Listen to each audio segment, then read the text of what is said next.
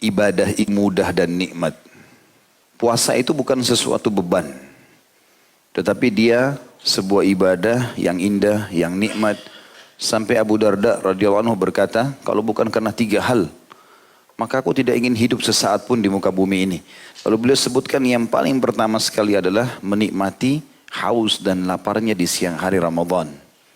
Karena dinikmati itu sebagai ibadah. Kemudian nikmatnya meninggalkan tidur di malam hari, ya. Ranjang pada saat malam hari karena sholat malam dan juga berduduk sama orang-orang saleh. Tapi puasa ini kenikmatannya justru di situ. Jadi itu sangat bagus dan orang yang terbiasa mengerjakan puasa sunnah, nanti puasa wajib jadi ringan buat dia. Orang biasa Senin Kamis, biasa puasa Iyamul Bid, begitu tiba Ramadan biasa aja bagi dia. Ini yang malas-malas puasa ini. Sepanjang tahun 11 bulan tidak pernah puasa, selalu kerjasama sama syaitan. Besok Senin kayaknya tidak usah puasa nih. Iya nggak usah puasa. Lalu syaitan buatin program tuh. Kan jam 7 pagi keluar rumah, nanti haus. Biasa minum teh panas di kantin. Biasa begini dan begitu. Akhirnya nggak puasa. Bukunya kosong terus dari amal itu. Yang harus dibangun dalam jiwa setiap muslim dan muslimah. Ibadah itu mudah dan nikmat. Itu pondasinya. Sehingga tidak ada kejenuhan. Tidak ada merasa malas. Tidak ada merasa berat dengan ibadah. Yang biasa membuat kita jadi berat melakukan sebuah ibadah itu karena kita sudah membangun pondasinya kayaknya berat nih puasa. Sebulan gak makan dan minum. Lalu kita terbawa dengan arus bisikan syaitan itu. Padahal tidak makan, tidak minum hanya dari pagi sampai maghrib saja. Dari maghrib sampai subuh makan sampai capek. Puasa sangat berhubungan dengan masalah kesehatan. Karena saya pernah berikan gambaran, badan kita ini ibarat mesin. Kalau mesin ini sudah rusak ini. Masuk panas, dingin, asam, manis, pedas. Bahkan kita tidak pandang. Ya. Kadang-kadang kita habis makan bakso panas, minumnya es setelah itu. Habis itu makan rujak yang pedas. Campur aduk semuanya. Ini kalau mesin rusak semua ini. Ya. Mesin mobil aja dengan kekuatan sekian banyak kuda, gitu kan diistilahkan, tetap butuh servis. Nah Ramadan itu setahun sekali dari 11 bulan kita pakai perut kita, tubuh kita ini diistirahatkan, diservis. Makanya kalau habis Idul Fitri biasanya makan sedikit aja udah kenyang. Seperti itu karena sudah sehat kembali. Ya. Maka jangan jadikan beban puasa itu. Itu yang saya ingin titik beratkan di awal. Pondasinya puasa dan ibadah yang lainnya semuanya nikmat dan mudah. Saya sudah sering bahasakan setiap kali antum mau melakukan satu perbuatan ibadah, cari tahu keutamaannya. Karena keutamaannya ini nanti akan mendorong kita untuk mau selalu semangat mengerjakan. Mau rajin sedekah, baca keutamaan sedekah. Mau rajin sholat malam, baca keutamaan sholat malam. Mau rajin bakti sama orang tua, baca keutamaannya. Semuanya. Bahkan keutamaan ini dianjurkan oleh para ulama diulang-ulangi. Karena kan ada sebuah hadis kita tersentuh justru setelah 7 kali dibaca, 10 kali dibaca. Wajar itu. Ya. Nah keutamaan puasa yang pertama yang kita bisa dapatkan adalah hadis riwayat Ahmad nomor 15.844 yang berbunyi kata Nabi SAW, as-siyamu junnatun minan nari ka junnati ahadikum minal qital. Puasa itu adalah perisai dari neraka sebagaimana perisai salah seorang di antara kalian untuk perang. Ya, untuk perang. Artinya perisai itu sangat berguna sekali di zaman dulu.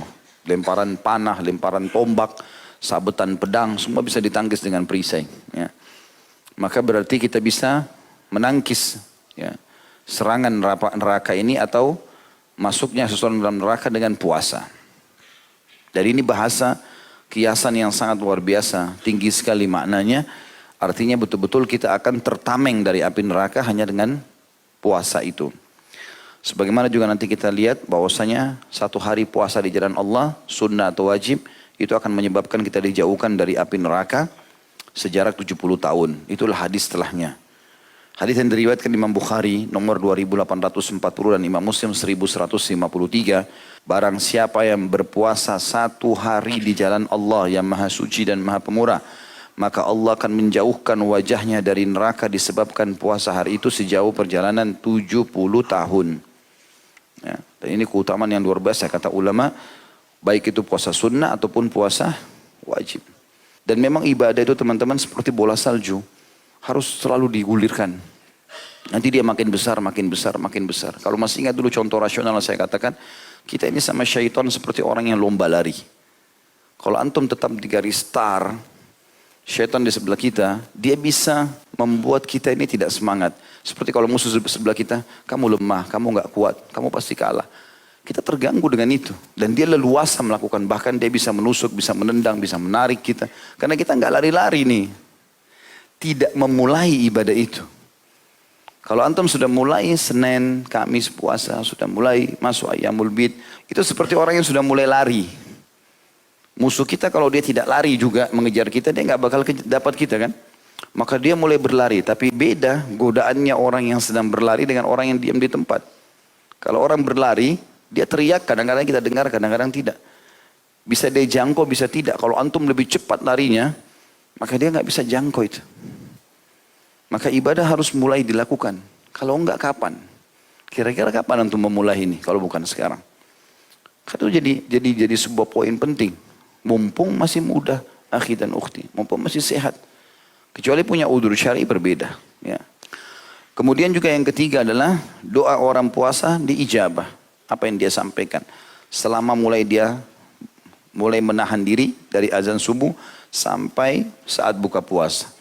Di dalam hadis yang sahih riwayat Al-Hakim dan juga ini lafadznya Ibnu Majah riwayatkan di nomor 1753, kata baginda Nabi SAW, sesungguhnya orang yang berpuasa itu mempunyai doa yang tidak akan ditolak saat ia berbuka.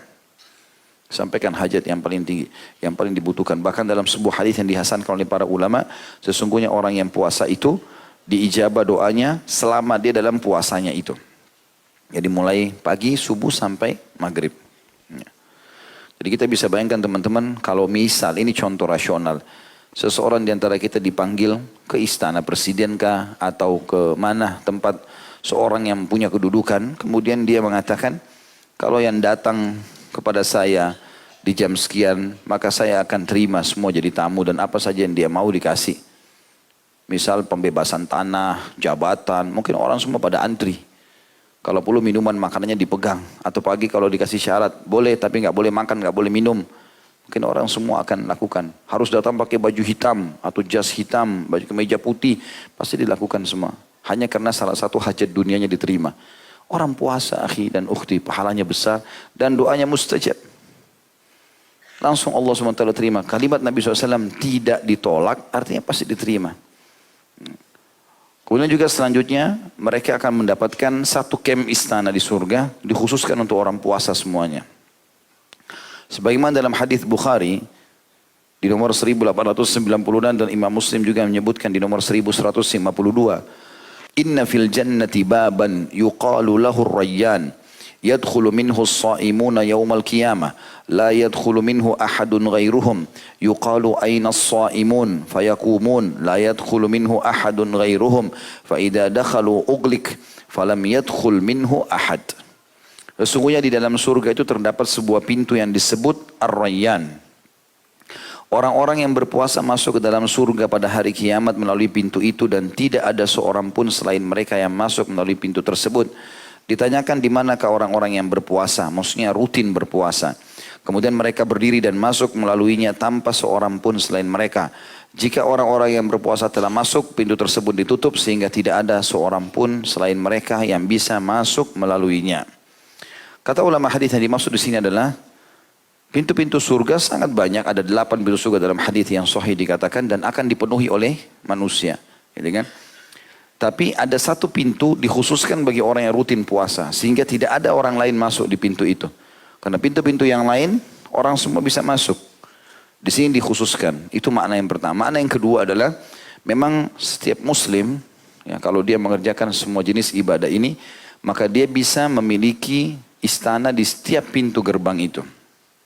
Kata Nabi SAW, nanti akan ada orang yang dipanggil dari pintu sholat, pintu jihad, pintu sedekah, ya, pintu puasa dan seterusnya. Ya, kata Abu Bakar, ya Rasulullah, apakah ada orang yang dipanggil dari semua pintu itu? Maksudnya dia punya istana di setiap pintu gerbang itu. Tentu ini akan lain bentuknya, fasilitasnya, yang ini juga lain, yang ini juga lain.